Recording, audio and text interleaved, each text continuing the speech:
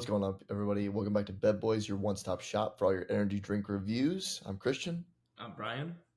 and we are the Bev Boys. And today I have no idea what Brian's got. He doesn't have any idea what I got, but I think I got a feeling it's gonna be a good one today. I got something a little bit different on my end, and Brian always gets something good for us. So should we just hop right into it? Kind of introduce what we're working with today? I think so. Do you want to go first? Yeah. So I don't know if you'd classify this as an energy drink or it's labeled as a cognitive enhancer. It's actually in a powder form. I don't know if you've heard of it before, but it is in focus. So this is a BPN product, Bare Performance Nutrition. So I've had this for a little while.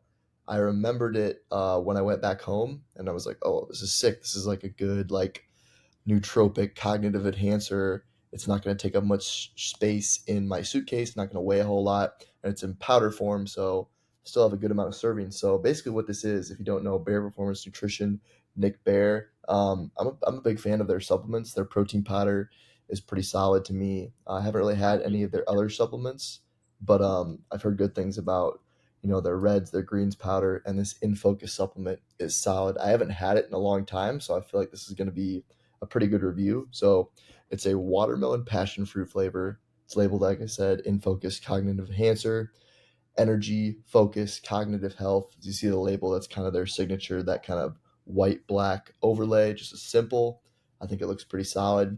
And as we go into the supplement facts, this is a supplement. Serving size 1 scoop. There's 40 scoops in this bad boy, and it has a gram of L-tyrosine, 200 milligrams of alpha GPC, love that, 150 milligrams of Alpinia galangia extract, 125 milligrams of methylliberine. And then once we get to the good stuff, we got caffeine anhydrous, so 75 milligrams. What I like about this a lot is it has multiple different forms of caffeine, kind of like an extended release formula. So you got that caffeine anhydrous, super common, super popular, 75 milligrams of that. Then you got your dicaffeine malate, 50 milligrams there.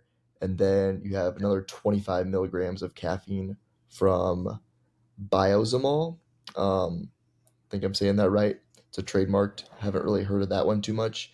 And then a little bit of tea cream in there, just 25 milligrams. So yeah, pretty solid on the ingredient profile, I would say.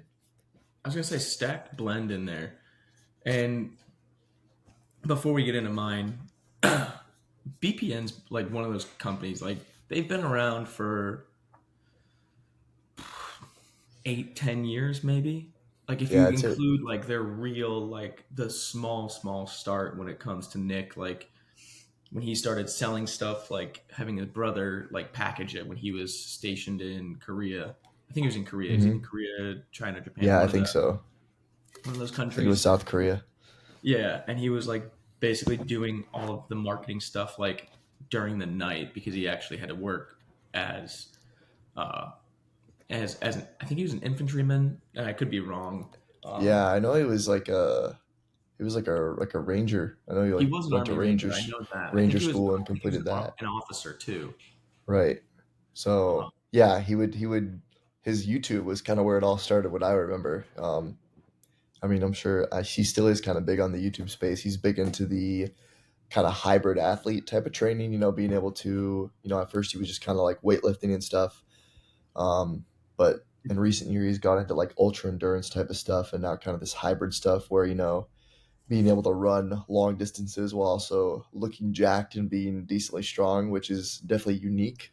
Um, but yeah, at the end of the day, though, isn't that just an athlete? Like, is the hybrid athlete thing like a thing? Like, an that is athlete should true. be able to run and to lift. You're not like you should be a complete athlete. Like, that's not really a hybrid in my mind. Yes, that is a Before we good get point. into that and get a little off track, like they've always had really good supplements. They've always, for the most part, been like relatively affordable too. I know, like I remember, I loved watching his YouTube, and he always said he had like two sales. They did Black Friday, and they did, I believe, a Memorial Day sale. Yep. And people would complain that it's like not cheaper and this and that. It's like I mean, for pricing wise, like it's kind of on line with a lot of other supplement companies. That's not like super mass produced, like an Optimum Nutrition, where you can just pick up a tub of protein for $25. Um, the protein, like you mentioned, tastes great. Very good blend. It has some casein in it too for that slow digesting. I've personally had their strong reds and strong greens. Strong greens definitely taste like a greens powder. I'm gonna say that, but it's a super comprehensive formula, and when you mix it with the reds, does taste great because the reds is basically just tastes like a strawberry kind of juice. Um, I've never had the In Focus, so I'm excited to hear like what you have to say on that. Yeah, they have really good Um, products. I think I've also had their collagen protein, and what I like about that is usually when you get collagen, like it's prone to like clumping and mhm. doesn't blend very well. And I haven't had any problems with that, so that's always a plus. But yeah, got a scoop mixed up right here. So Yeah, collagen, just like citrulline or arginine, things like that come in a powder form. It's really hydrophilic, so it attracts water. Just like a lot of pump products have to be like tightly sealed, so does collagen. Like otherwise, you'll get mhm, that clump. Um, yeah, but I mentioned one earlier in a past episode for us that I was super excited about, like some news, and I got my hands on it. oh boy, I think I know what you're getting after. Oh man, dude, that is a sick can. It is. I will say this: I have tried it before getting on the podcast. This is not a first time review for me. You had to crush one right away. I crushed like five. Oh, Jesus, Um, I'm gonna pop that top. please. Got a little vapor coming out. This is one thing that Monster does so well is their cans. Like we got the pink top. It's got the like that guava. It reminds me like this says I'm about to go work out on a beach in Miami. Muscle Beach. Yeah, dude. And it's got the black tab on there with the Monster logo on it. It's just like every other Monster Ultra Zero in terms of like formulation and ingredients. It's 10 calories, zero fat, five carbs.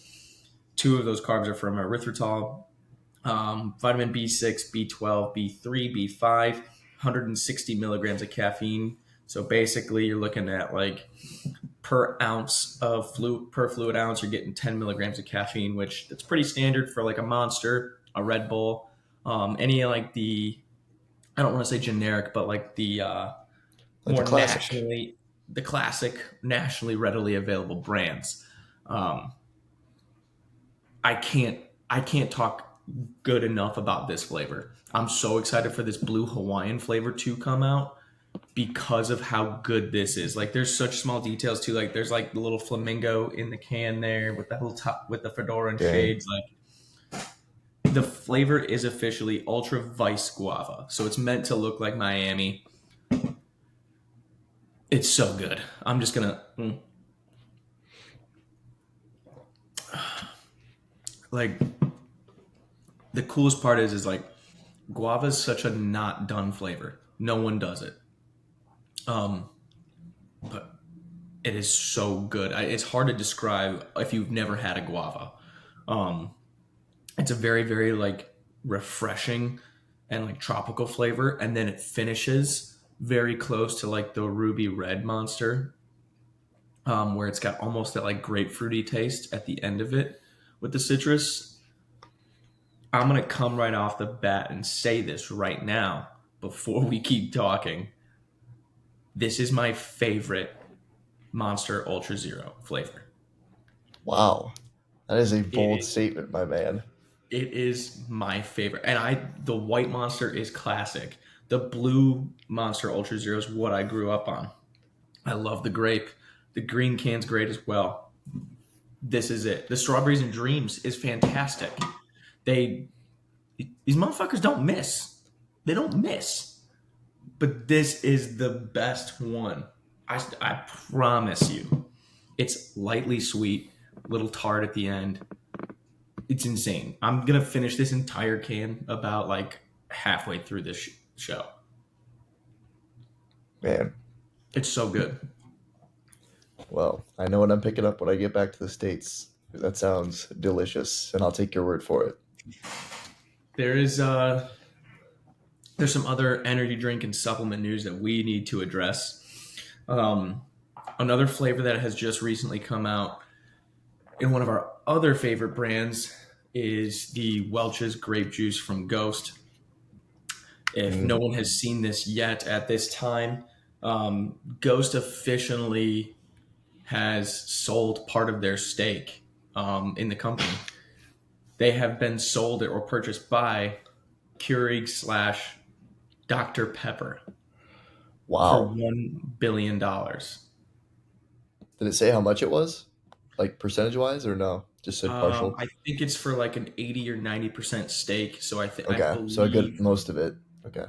I believe Dan and Ryan are still in control of the Ghost brand, but it's been acquired essentially. And what I'm assuming is that it's a financial decision in order to mass produce products and then be able to drop prices on them because they'll have the distribution centers. I still believe, I'm not entirely sure. I can probably fact checked on this in one way or another. I believe they'll still be in essentially a creative control of that brand. They're just owned by a parent company now to now get distribution networks and then obviously profit share and have the payouts for Keurig Dr. Pepper. Um, what that means is essentially just like they had deals with Anheuser-Busch in order to mass produce their energy drinks, they can then distribute them likely at a lower cost, produce them at a lower cost, which means they'd probably be sold at a slightly lower cost. So instead of them being 329 to 369 depending on what gas station or what store you buy it from, they could be similar to like how Reigns are, where it's 279 to 319 depending on the store. Which all that means for everybody is Cheaper. we get we get cheaper, great energy drinks, and they're more available, and you can probably buy mix and match like packs, things like that. My golden hope, fingers crossed, is that now that Keurig slash Dr Pepper is involved, there's a brand awareness. Ghost is known for having unreal brand partnerships and perfect formulations when it comes to like flavors. Dr. Do Pepper we get a Ghost. Dr Pepper? Do we get a Dr Pepper Ghost? Oh, that'd be legendary. I might not. If that happens, I don't know if I ever drink another energy drink. Yeah, that Dr. Pepper, cherry Dr. Pepper. Man, The possibilities are endless, and it's just, I mean, congrats to them. That's insane. It's such a huge win. I think not only for the brand itself, Dan and Ryan, the founders, but like also like the space and the industry, because now like it's less about like a full sugar pop or something like that, where it's a more fitness kind of like oriented product that is being brought to the spotlight, which hopefully means that other things can start to rise and get their chance as well. Like I think it's a really, really good thing. yeah. No, that is wild. That's big money too. It's Big good that money. they're yeah, obviously big money. Cool that they're still going to be seemingly in control of like the direction of the brand. So it's not hopefully not going to Hmm. lose that identity that it has. Um, Hmm.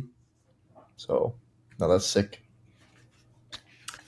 Um, I did kind of want to go back to this with like your in focus. Like we talk a ton about energy drinks, like ready to drink kind of variations, but like there's a ton of really, really good supplement companies that don't necessarily have, or even that do have ready to drinks.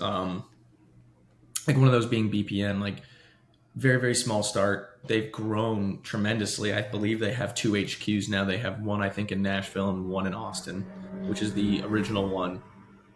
They've kind of changed what they were over like the scope of their company in the past couple of years to not just be pre-workout protein, intra-workout. Now they've addressed like lifestyle things like green supplements, and they did have obviously like the green supplements for a long time, and they brought in like the red supplement. Now they've kind of moved and added products towards I guess, a broader scope of the fitness industry with like Go One More Sport, their electrolyte formula as well. They have the endurance gels. Like they're trying to cover everything, and I think they Yep. some people get into trouble when they try to cover everything too fast. What I think happened was like with them, it happened organically with like essentially Nick saying, I want to be able to fuel this type of workout as now I'm kind of changing how I train, Hmm. experimenting with that, and then seeing what works and what doesn't. Versus like, I want to be a fitness brand. We need to have this, and this, and we can make money. It was all like kind of centered around like the brand identity, the vision, like what he was looking for at the time, and what worked stayed, what didn't work didn't stay, and they kept growing and kind of like morphing.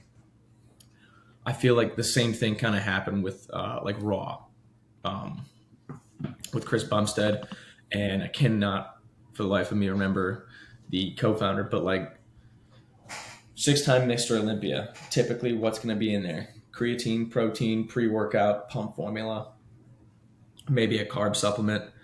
And then it started to change because he had a stake in Raw. I think Raw is a either a sister company or a parent company to Revive, which does a lot of like supplements based off of like health. And Chris like obviously has health issues with his GI tract, with his gut and stomach, like taking care of all of that, not just for performance, but like daily living and wellness. Now, like a brand like that has expanded so far. Um, the most interesting part, and I'm just going to keep talking, obviously, because I'm rambling on this, but like the brand identity, I think is so huge. Like you see, like Ghost, you see BPN, Raw, even to like different brands. Axe and Sledge does it a little bit too with their protein, and they're kind of like branding with that. Rise does it as well, where it's like I don't want to say like a community. I feel like that's kind of cliche, but it is a community. Like it is a lifestyle brand of like, well, we have clothes. You're gonna rock our clothes because our clothes look sick. You're also gonna take our supplements. When we do like events, it's not just hey, come try a supplement and buy one. It's hang out with everybody. Let's have a party and let's talk. Like all that stuff is so big. I feel like, especially like over like the past like 5 years, I feel like a lot of people are like I need a sense of community. I've been, remote work is like a thing, obviously. Like I'm a remote worker. Having that, like being alone, like you kind of search for those like sense of belongings. And that's what they're offering. And that's what gets people like brought in and like solidified with a brand like that. Yeah. I think even though the community part is kind of cliche, like it is like true to some extent. Like I feel like the type of, I don't know, like you can tell like what people value by like the types of brands that they support, if you will. So like Very true.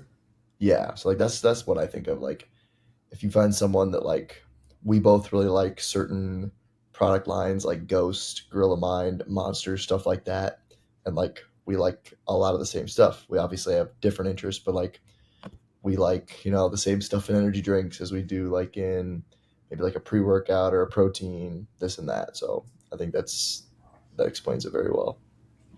I think so. Um, and I think that's a cool thing too, is like you can offer a piece of what somebody's looking for and get a bunch of different people into the same space by doing that.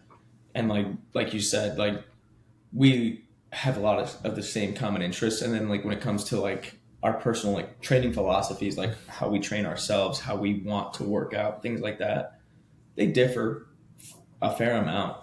Right. Um, and but I think like it still like brings it together of like that commonality and that common trend. Like you're 10 times more jacked than I am. You also find more enjoyment out of like legitimate hypertrophy training than I do. I Right. I don't. I like numbers, Yeah. so like, I'm gonna jump. I'm gonna sprint as much as possible because I can get an objective like number and I can see like that. Where you're like I'm gonna do those things, but like I'm okay with taking an hour or two and just hitting a just long Facts. piece of time and attention with like bicep curls. Whereas like my You're ADHD, okay. this. Yeah. You're okay with just showing you're the fastest athlete at Elon while also being a coach, Yeah. looking faster than most of the people that are actually on the teams. um, yeah, I don't know. There's something to be said about offering that like sense of community. I think. Um, Speaking of communities, you're on my community, your website. I saw that pop up. Yeah, so it's it's weird because I've had it for like, I mean, it's anyone can have a website, right? Like you pay the Hmm. domain fee, you set it up. I have mine through WordPress, but there's a million different places you can go through. I think even Canva is starting to roll out websites. Hmm. And I remember I started it back when I was in college at Simpson, and I put a few articles up there, and then kind of just like almost like half forgot about it, and just kind of let it be for a while. And I was like, yeah, I have this website. I should probably either do something with it or just get rid of it, because this kind of middle ground where Yeah. like I'm paying for it, but no one's really being aware of it, that it exists. I'm not really putting much on there. And I was like, yeah, I don't really like how it looks. So kind of just did like a little revamp, picked a new like layout for how it looks. I think it looks a lot cleaner. It's very simple. You basically go to the homepage and it's just the articles that I've written right there laid out. And then I think I have a page for just kind of a little bit about me, and then some resources that I like as far as like books that I enjoy, websites, stuff like that. So pretty simple, but yeah, I think it's, especially with content creation now, the short form stuff is obviously what people gravitate more towards, but I do think that like I still enjoy reading like long form articles sometimes. I think those kind of get overlooked because you can only put so much context within a A 60 short form. second short or a reel, stuff like that. And I think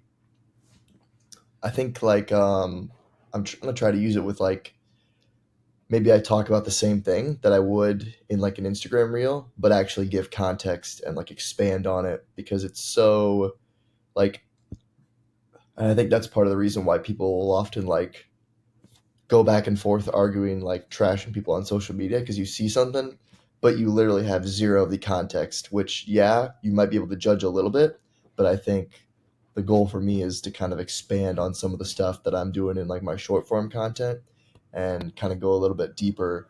And I think it's going to help me kind of, one, just document stuff that I'm learning and hopefully be able to understand it at a deeper level, and hopefully be able to, I don't want to say teach it to other people, but put it out there so hopefully people can learn about some stuff. So yeah, christianfrenchfitness.com if you ever want to check that out. I start to post a few more articles on there, trying to get one up there every couple weeks or so. Just put one up on just what it's like to live in the DR since I've been down here. Just kind of document what that's been like, some of the differences, and then got some ideas for some training related ones lined up, and then as well as like career differences in working in professional versus college, and maybe some tips that helped me kind of as an intern, as far as being a performance coach and what it's actually like to be one.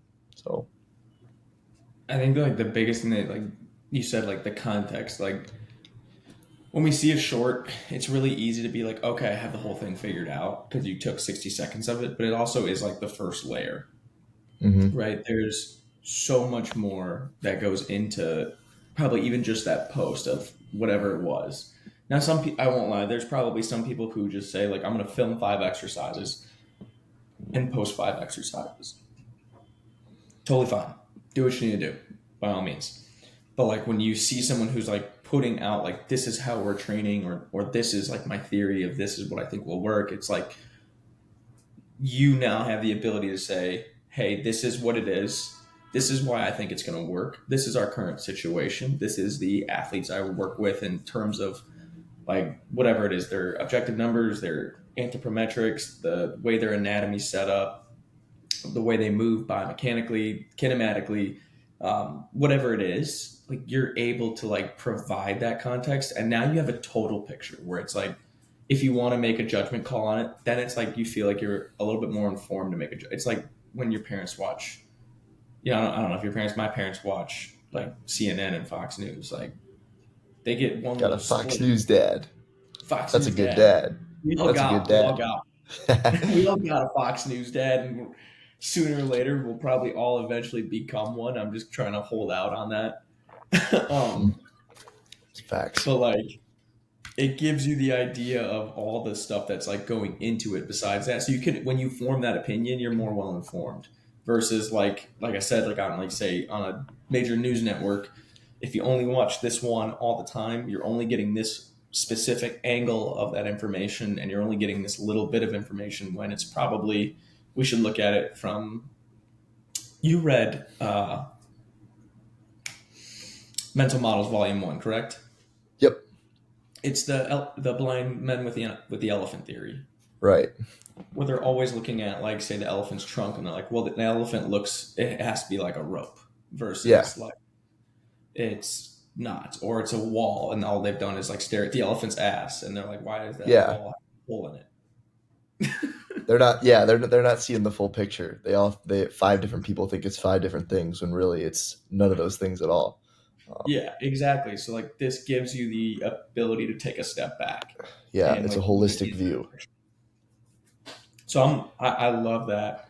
Um, I personally I love like long form content, even if it's like a podcast or like we do, or like a long article. Like I grew up reading like Elite FTS, like long form articles. Like when I was in like high school, Yeah. I thought it was sick, so I would just go Yeah. read those. Obviously, we didn't have like short form the way we do now.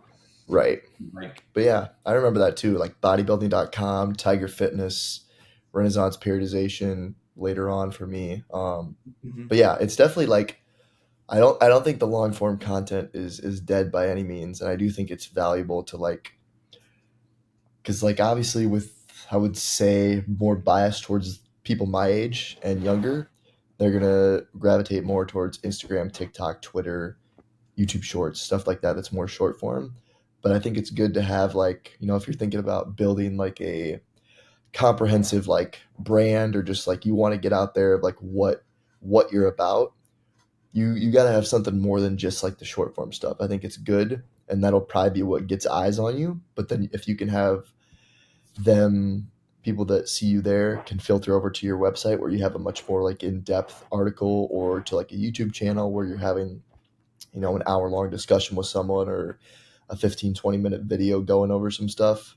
I think that's only going to help you having like that holistic approach to, I guess, brand identity and brand creation. You gotta, I'm sure there are people that just do Instagram and probably get fairly far, but I feel like most people like, especially if you're going to sell a product, like you might market it a lot on the shorter form, but then you're going to have to try to traffic them to some sort of a website or something like that.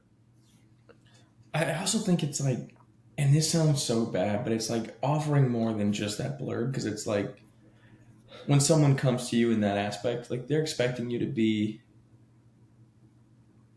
the expert.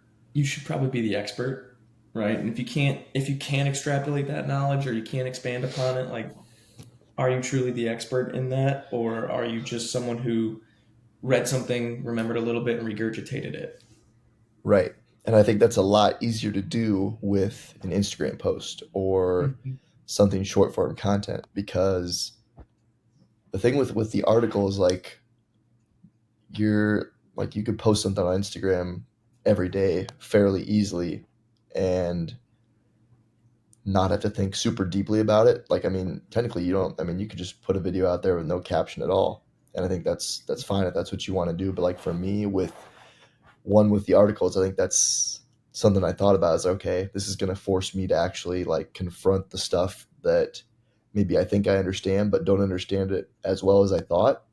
And that's a good like learning opportunity. And especially with the articles, like I want to try to like be thorough with them and actually take some time. Some of them will be a little bit quicker, like the one I just wrote. I literally just wrote about my experience down here. That's pretty easy because no one's gonna know that better than me, and no one's gonna tell me that that's wrong Yeah, because like, it's that's not my true. That's not yeah, fact. it's like actually it's my yeah. So but with something else, like if I'm like researching a certain like training method or type of periodization, like I'm gonna want to try to get the facts right. And find sources, cite them, all that stuff, and take take my time, not rush that. So it's an actual good product that people can look to and actually learn a little something.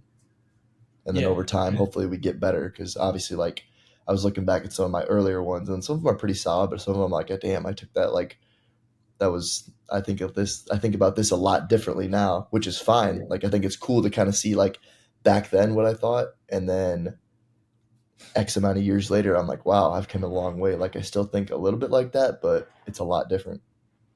Like you have more frame of reference on there. Right. Um, and it's like, this is where I'm going to get really corny on you. But like over that time, like you get an experience to like look back of something that you're documenting, not only like your experiences, but like your thoughts. And like you said, you get to go back and look at that. It's the same thing as like when you look at a program, the first time you ever wrote a program versus now. If you don't look back and go like, oh my God, why was I thinking like that? Are we really growing? And like you can kind of use that to audit yourself and I guess like your personal level of growth or your professional growth in some way, shape, or form, and want to like get better and improve and kind of do all that stuff. Um, I do have some other news in sports performance for you that I'm super excited about. Let's do it. Let's hear it. We got a new toy at Elon. Okay. Do tell. I'm very excited. I just like when you and I ripped 150 plus jumps on the new plyomat when we got that. We have something else now that I ripped multiple jumps on over and over and over again. Did you guys get a force plate? We got a set of force plates. Okay. Let's go. We got a What Vald force decks. Okay, nice. That's the ones we have as well. Yeah. Big Have fan. you Big They're fan. nice. I was gonna say I haven't tried. I know we had the Sparta ones at Elon for a little bit. I wasn't a huge fan Uh, of those. I've heard good things. I know a lot of people like Hawk and Dynamics. Haven't used those, so couldn't tell you. But I know a lot of people I either have do like Vol or Hawken. Hawken. Do like Hawken. I really like Vald. The one thing I will say that I love about Vault, like getting on a force plate, this is one piece that so many people forget about is like utilizing a force plate can be a hassle in the terms of like you have to zero it out, you got to put the athlete on, have it weigh them, set the tests. You can set the test and weigh the athlete in about 15 seconds. I really like that. Like when you in terms of like using it practically, you're able to kind of keep that session flowing versus like, hey, this is going to be a 5 minute ordeal. Mm, Um, so for me, like I look at it in like the terms of this is going to be, it's super nice. I ripped some counter movement jumps, some hands free, some hands on hips, did some drop jumps. We went up to like, I think like we did the 24-inch plus the 18 and the 6-inch box. So we had like a 48-inch box jump or like hell drop yeah. jump from a box that I was doing. I was I think it was what, because you have to measure in centimeters and we discounted like the height of the force plates on there. We did like a 68 centimeter drop jump and uh, hit an RSI of like 3.3. So I was pretty happy with that. That's Like that's nice. pretty good. I got a 1.0 on a hands on hips counter movement jump for an MRSI. So like now I'm going to use that. I just feel like I'm going to test training, see how it works on me, go through it, test the athletes, do the same thing. But I really like the use of like the drop jump. So a lot of my athletes, they jump like me when it comes to like a counter movement jump like that, more like the AFSM style where like they flex the hips and they almost like fall to the ground and react to it versus like feet stay on the ground and as you counter move. So it can be a little finicky. Um, but a drop jump, it's the elasticity and the output. And we just have a standardized height, step on and go. So I am a big fan of that. I think I'm going to try and look for things like that, especially like one thing I'm super interested in is like takeoff velocity, um, or or essentially like I think I've been talking to you about this before, like that net impulse of like where we get like 0 point to like revert back out. Yeah, like the first half of the like concentric you're talking about, Mm-hmm. like a P1 Yeah. concentric impulse. Yeah, that's we look at P1 and P2 concentric impulse. That's kind of like we'll look at peak power, relative peak power, but then those are two big ones for us. Um, it's tough Because because that's it gives like you so many metrics, and you gotta just kind of discern which ones are going to be because they can all be valuable, but like depending on the sport, you might want to look at certain things. There's probably some like jump height's always going to be good to see that go up, but you got to peak kind of power pick or like relative power. right. You can't just be like oh like you could monitor and be constantly looking at like 30 variables, but it's probably better to pick two or three. Yeah. Yeah, so um, but that's sick, dude. That's awesome. You guys are gonna. I Yeah. think that will help you guys a lot. To be honest, it's just gonna be cool to see like you said, like you can tell if the training is working, and then it's good to see like also um, not to say that like if the numbers are down, the training isn't working. I guess a better way to put it is like you see how training affects. The Um, performance. yeah, like for us right now, we're in like a pretty intense stage of training, and we're not really expecting the jump numbers to go up a whole lot because we're really digging a deep hole. But then when Mm-hmm. we hit a deload, I think the week after next, then we might expect them to come back up. So it's just cool to see like how different types of training like affect those numbers and also how like certain certain variables affect them. Like obviously like because really like people I think build up force plates to be like these and then it is a great piece of technology but it's really very simple. The only thing that there's sensors underneath the plates and all it's measuring is the force driven into the plates. That's really all it is, and then from that all the calculations are done. It gets all the metrics, but it's crazy to see how like body weight impacts peak power. Like a heavier person is just going to have a better peak power, doesn't mean they're going to have the same relative peak power, but um, with us, that's one thing. Like if a guy's relative peak power is like crazy high, and they've kind of like Mm-hmm. maxed that out, and they're more of like a leaner guy, you kind of either have two options. You can gain weight and try to maintain that peak power, or you can lose weight and try to increase the relative peak power. For most of the time, that's a good way to tell like if a guy has kind of maxed out their capacity at that given body weight. And that's how we kind of discern like, okay, do we need to put these people in a gain group as far as nutrition, maintain, lose? Um, there's a lot of stuff you can do with it.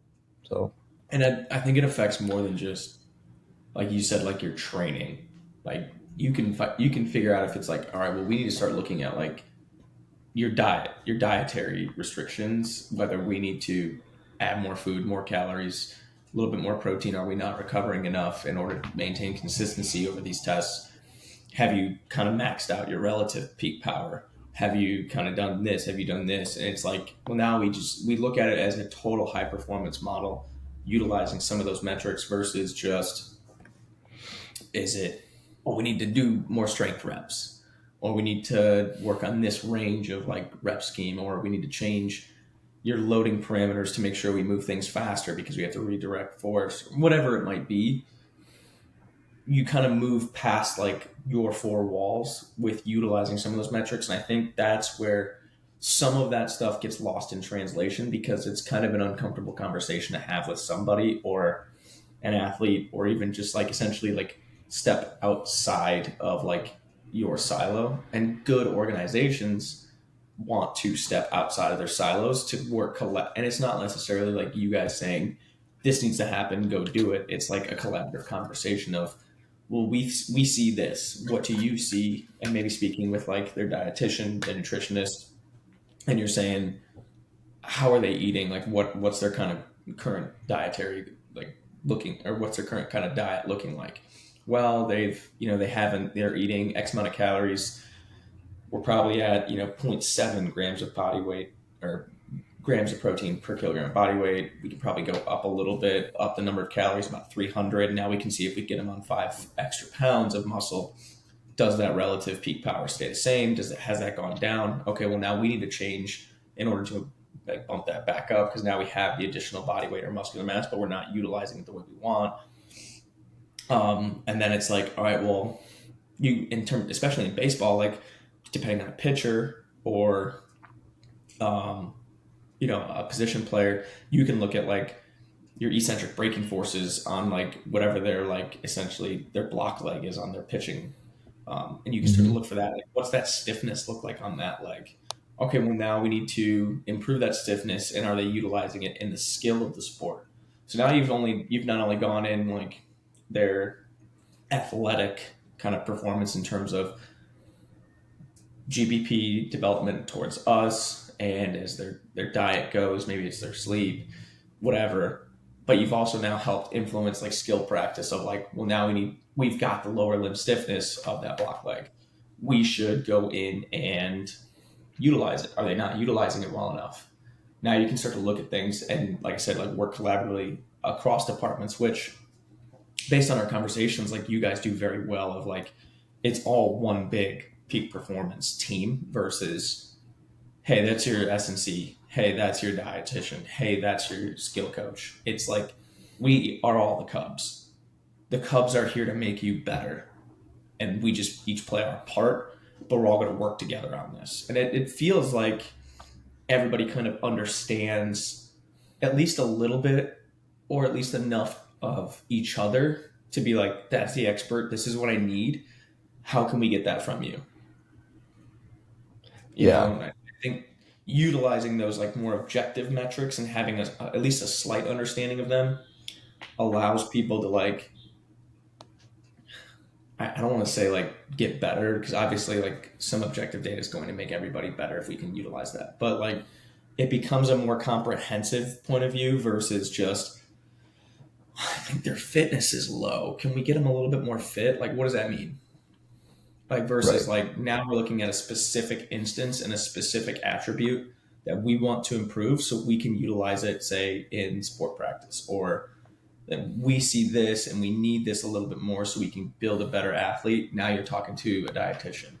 And it's just things like that where I think that's like the true value of, say, like something like a force plate where you get so many metrics you can look at it, is not even necessarily the metrics that it spits out, but it's like how you can communicate and work collaboratively across different departments within an organization because of those.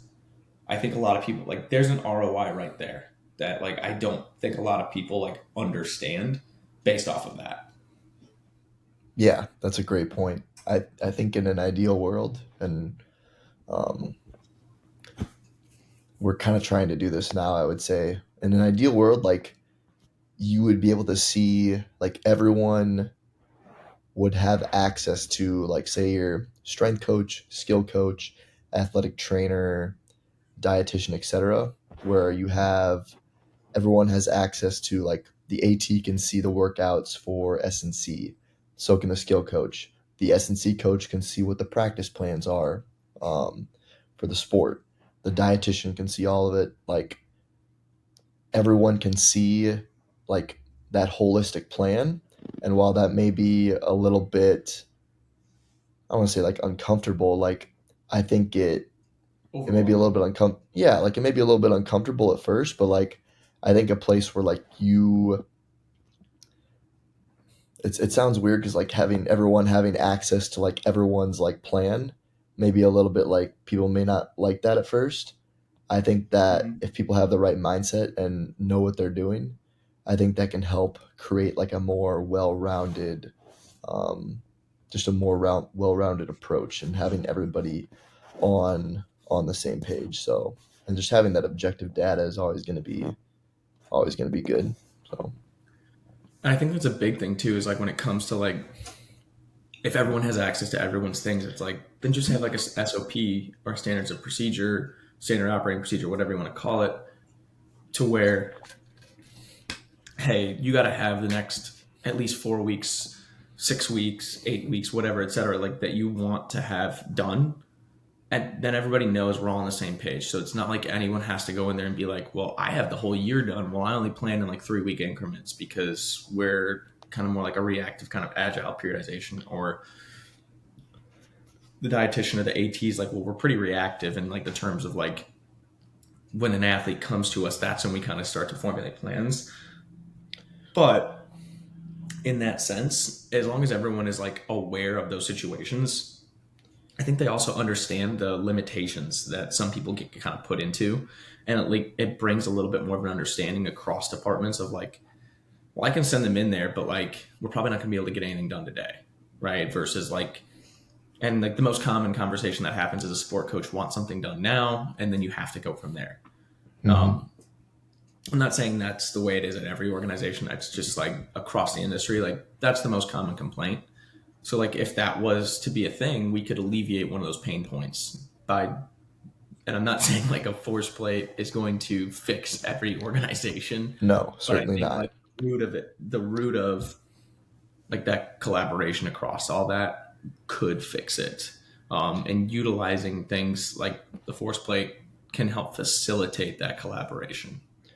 Right. And I think it helps hold people to like a higher standard as well. Like if you know that like recently, like we made what, regardless of whether you use annual plans or not, what you think of them. Like we did one this year. That was kind of like a project that they wanted us to do. And I was like, okay, like I haven't made one of these in a while. It's probably good to actually like lay out the year general overview because we are in kind of a more controlled setting. So it actually probably will be more conducive to that. And like we shared it with obviously the people like within our department, but also like our field coordinator and even like our director of player development for the whole org. And that could be like at first I was like, oh shit, like they're about to see what I put down on here. But it's also like, okay, I'm putting it out there to be critiqued. It's only going to help me in the end. I think it just holds people to a higher standard, being able to be like, okay, I need to have the next X amount of weeks planned out so that it can better enable the other coaches to properly plan around that. And at the end of the day, like, yeah, you may figure out that you were doing something not as well as you could have, but at least you figured it out. You weren't just because otherwise you can just hide behind, the veil of, other people not knowing what you're doing and you're probably not doing your best work at that point. So not being Yeah, afraid to like put your stuff out there, knowing that it's probably could be, always be better. Um, but like you can't be afraid to be great, you know? You know what I'm saying? I think that's a big thing too. Is like if you're okay with it being out there and getting some objective feedback and being able to take objective feedback as objective feedback, we're ahead of the game. Like if most people can't separate themselves from their work in terms of like it's a personal attack if something's not good because they're like, well, I tried hard on it. It's like we're not saying you didn't. We're not saying you're dumb. It's just this is probably not going to work. Um, Yeah. and getting that extra viewpoint can help you understand why it won't and what's going on, and then you can just slightly modify whatever your original plan is to make it work a little bit better. Right. Yeah. I think that's huge. Yeah, for sure. It's the No, same thing that's like when sick. you talk about. Oh, go ahead. No, I'm just gonna say the force. That's sick with the force plates. You guys got one set. Just Yeah, we got one set because we're going to do the research okay. for DeMarco's dissertation for his PhD, so we can get that wrapped up. Pretty excited to do that. And then he was like, "Well, when we started to get everything in there, he's like, I think there's a lot of value in this. We should just see if we can find a way to keep it." Keep them. Yeah. Yeah. We've expanded some of our GPS capabilities, so we'll have, I believe, 100 and something units, 108 across all departments. We have some indoor units for basketballs now to help connect that. Almost every team will have some kind of units to track stuff. So, like Sports Science Initiative, as far as like constructive data altogether, that's going to help us. I think is a big piece, especially with a level of understanding and getting a sport coach to understand some of that data of like why this means something, why this doesn't. That's a huge piece. Just in terms of like, I look at things like a tactical periodization model where you're like, hey, we oversold them today. We need to react because we have a game in 3 days. We should pull back to modify and kind of do X, Y, Z, et cetera, to make sure that they'll be physically recovered and prepared for that game versus like sending them in there half cocked and super tired. Yeah. So that is a big piece. So that's fun too. You said you guys were in like a deeper, like you're in a pretty intense training block right now. Yeah, we're like it's literally called like strength camp or performance camp. So like they're doing little to no skill work. So we're like, if you want to go by like traditional like terminology, we are in like a strictly like accumulation type of block. So obviously we're still doing our speed work, but like it's very turned down. We're super early in the off season, and with these kids, like with the people that we selected for this like performance camp, they were selected because like they didn't need more baseball, they needed more physical development. So that's kind of been the main emphasis for them, training weight room eyes 4 days a week, but then doing something 6 out of 7 days a week. So 4 days of training in the weight room, one like regen day in the middle of the week, and then Saturdays we usually have a competition, like a strongman circuit, or we've done like a plate relay the last couple of weeks. So just something to end off the week and then off on Sundays. So yeah, it's been pretty intense. We've been running tempo work for a couple of the days, so like triphasic stuff. Um, and it's been good, man. I'd definitely say I like the way we're running things a lot more now. It's more like into like a college environment, which I like a lot more, and I think it's what these kids need, and I think a lot of them have really kind of bought into that. We've had some pretty electric training days, so yeah, That's all. the training, yeah, the training has been good. Yeah, excited to, I think we got 3 more weeks here, so 2 more weeks of hard training, 1 week deload, and then they'll go home, and then when we get back in January, it should be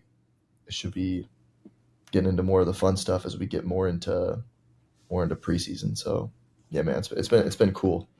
I'm excited to Ours. see the results from pre to post as far as like our jump numbers. So Oh, of course. Our seasons are kind of lined up for me and you versus like in terms of like collegiate track versus like your leagues and like your development leagues like baseball season like other than like you guys extending a little bit deeper through the fall and everything like we're in our accumulation phase. We're about halfway, maybe 3/4 of a way through it. I'm doing the same thing you are right now. A lot of tempo work inside the weight room. We're only 3 days though. So like Monday's our workload day. Wednesday's our dynamic day. Friday is like big repetition effort, which if I could change a little bit of it, maybe I would. But like right now, it's working phenomenally well. So like we also like would like to pair like our dynamic effort day with max velocity sprinting. But I know that like if I put that in day two on the or day three technically on the track, but day two in the weight room, they'd be so blown up. We're probably going to have injuries. So I have max velocity paired with like our more knee dominant, like force oriented, like workload day, A cell day, since I can do that under fatigue. I am going that on like day two in the weight room, day three on the track, day five on the track, day three in the weight room, repetition effort, and like we're in the speed endurance phase.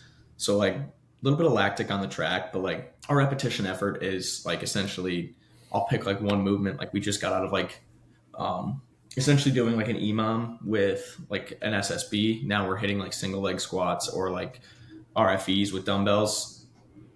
Like Friday, we did 8x2 every minute on the minute. It's roughly 55%. So it's just see if we can repeat. And then back end of it is 1x20 progression or EDT density work on upper body. Just get a little bit of volume coming to the weekend so that way we can kickstart some recovery with some blood flow. But I hit like our foundation. So I've kind of split it now to where it's just a foundation and an advanced card, versus like a foundation plus, advanced plus. It's just easier to bucket them this way. And then if I have to make like a nuance change on the floor, I can just do that. Um, Essentially a modified version of triphasic. So like typical triphasic, for those of you who don't know, if you're listening, 2 weeks eccentric, 2 weeks isometric, 1 to 2 weeks deload, and then concentric power. A lot of like previously I've done the isometric phase first, then the eccentric, just from like a motor coordination standpoint. I think it's easier to do the iso first versus the stimulus that you might get on the tissue adaptation. But this year kind of changed it up, did a week of iso, supermax group for advanced, submax for my foundation, 2 weeks eccentric, 1 to 2 weeks still playing with it on the Badger. So 5 seconds repetition, 5 seconds at that ISO sandwich.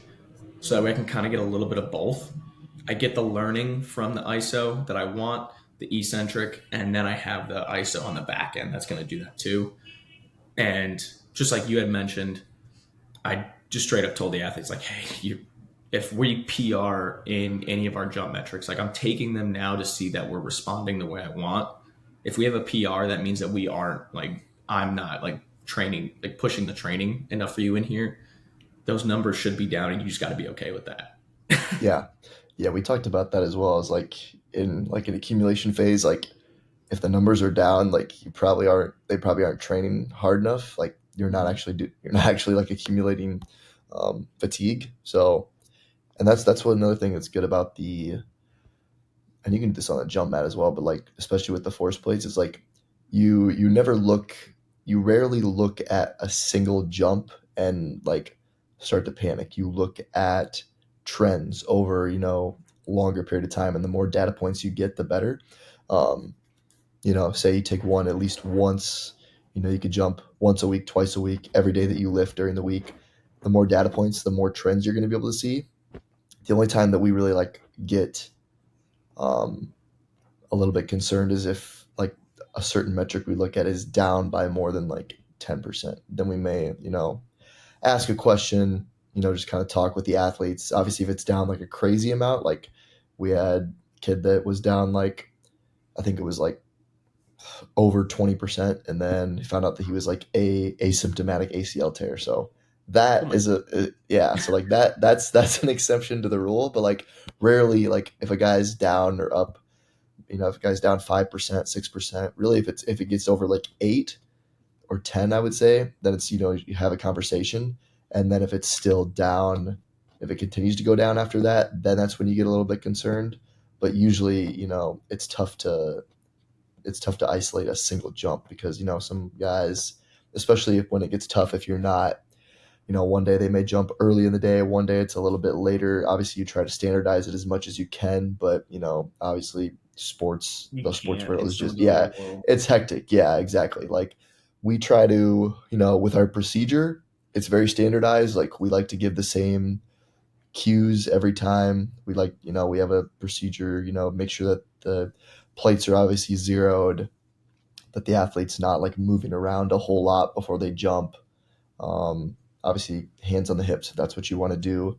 Standardize it as much as you can that way. But obviously, there's always going to be a ton of variables that you're not going to be able to account for. So just looking at those trends over time is probably going to be the best option to see like improvement, hopefully over time, progression, and how they're responding to the said training. Hmm. I think that's a big piece too. Is like what you guys are doing is like having that level of understanding. Like some of this stuff, like it's just going to have variance or fluctuation, etc. Like just in the terms of like the way we have to operate due to the confines of the situation. So you're like, what is the variance outside of that? Like if Mm-hmm. we have like say 3% or like a half of a standard deviation away, whatever it might be, you're like, all right, so if we double that or whatever it might be, now we kind of know that that's our variance of play. So like that Right. 10%, like that's our threshold to where like you guys, like I said, like you had mentioned, like you found your asymptomatic ACL tear, which is wild. Yeah, dude, that's I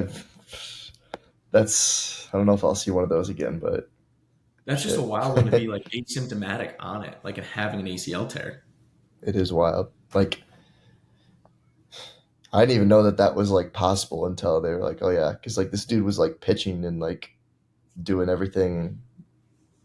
They're like, oh, actually, like I think it just happened to be like a chance physical where they're like, oh, like you got a lot of laxity in that knee, you might want to get that checked out, and then all of a sudden, bam, dude's having surgery.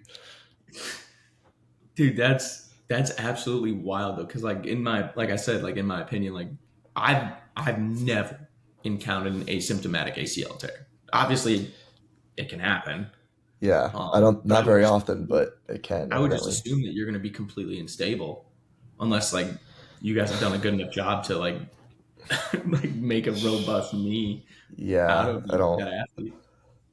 Yeah, definitely a unique situation for sure. So, but yeah, definitely an exception rather than the rule, I would say.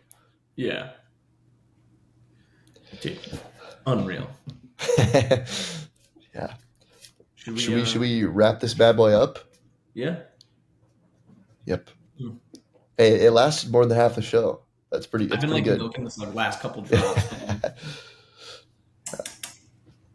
Um, so sorry, I spilled a little bit on my face. Ugh, monster sprayed on me, sprayed on my face. Coolest looking can when it comes to Monster Ultra Zero. I love this. I love the color. The smaller impacted designs on there are just absolutely unreal. The pink, the like turquoise, kind of like Miami Vice teal, seafoam color. Flavor wise, like I said, I think it's the best tasting. It's my favorite.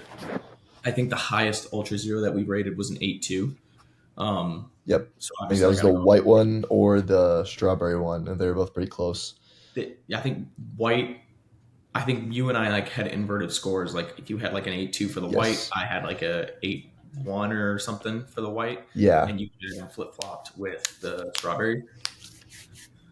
I'm going 8.4 on this. Okay. Very If good. this had a little bit more caffeine, but they always have them on a good price point, and Monster has been pumping out like deals everywhere. So it's like buy two get one free. Two for $5, whatever it is. Like the deals are unreal on Monster Energy drinks. We know what's going to be in this as far as caffeine and ingredients. The can looks sick. It's an unreal flavor, and if you want, it's not enough caffeine. You can pound two, and you're not going to feel like crap. Unreal, 100%. 8.4. Solid. Yeah. So this, I guess I didn't really do a taste test, but I gassed the whole thing, so it is pretty solid. The flavor is so it's watermelon passion fruit. It's definitely more sweet, not sour at all. But it is a very smooth. Obviously, it's not carbonated. It's nice and smooth flavor. Um, I feel pretty locked in right now. I'm not gonna lie. So the flavor is good. If you like sweet stuff, I don't know what other flavors they have on their website. I'm sure they have a couple of them, but it's a very like smooth energy. I definitely feel energized, but also like not jittery at all. Um, Obviously, we had a really good conversation about just general training, so that helps. But yeah, I would say for it's obviously not in the same category as like an energy drink, but for this type of supplement, I'm trying to think if I've had anything else quite like it, like in a powder form. I've had like Alpha Brain that's been in like the pill form, I would say stuff like probably that. Ghost Gamer would be one of the closest ones to it. Yeah, yeah. But I mean, I don't even know if I can give this thing. I haven't had the Ghost Gamer. I don't know if I could Okay. even give this thing like a solid rating, but like I would say with the ingredients, I'd say it's enough caffeine. It's I think probably 150, 175 in total with all the blends. I would have to give this for like, and it's in a powdered product. The price is solid. It's going to be a little bit cheaper than an energy drink when it comes down to a per serving, and it is also um, banned substance tested. So informed sport, which is always nice for athletes. They test every single Huge. batch, so you know what you're getting. Um, yeah, I would give this like a for what it is. I'd give it like an 8.7. Like I don't know if it gets a whole lot better than this as far as like powdered, cognitive enhancement supplements. Yeah. Tastes good. It's a good brand. I would definitely buy another tub after this one is done. Um, yeah, man, it's solid. I would definitely recommend. I think you could use it for, again, like cognitive enhancement if you had to do like a bunch of work studying, or you could probably also use it as a pre-workout. I'm sure. I mean, really anything caffeine you could use as a pre-workout. So very, I'd say it's pretty versatile as well. So yeah, man, good stuff. BPN makes good shit. So Absolute solid score for BPN there. hey, man. All right. Um, Well, you want to take it away? yeah. Kind of So just gave you the sugar. I yeah, went I to feel point at you and I just pointed that. yeah, man. That was that was a banger. So yeah, check us out, bevboys.com if you want to pick up a shirt. Got some new designs up there. Grab you a Paul Mall hoodie or a Paul Mall shirt. Smoke them if you got them. I'm French underscore fit 40 on Instagram. He is. B Shakuski, BSZUTKOWSKI. Yep. So short form content there. Obviously, we got Bev Boys here with our more long form content. My website, christianfrenchfitness.com, for some more articles coming out soon. Appreciate you guys for watching. Make sure to keep following the show. If you're on YouTube, feel free to comment down below any topics you want covered, any specific supplements, drinks that you might want us to pick up and review. And yeah, we'll see you next time. Thanks for watching, guys. Peace. Fuck yeah.